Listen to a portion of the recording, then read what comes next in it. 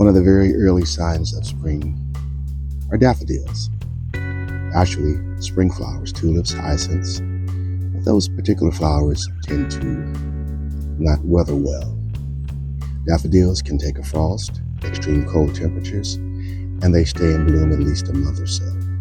So what I've done is I scattered them throughout the yard, so when they do bloom, I will have an array of daffodil blooming. It doesn't look like much now, but they will bloom, and they will add such a level of beauty for early spring and awaken your senses to what's ahead for the season. Be sure to subscribe, like, comment, and set your notifications. You don't want to miss the upcoming transformation.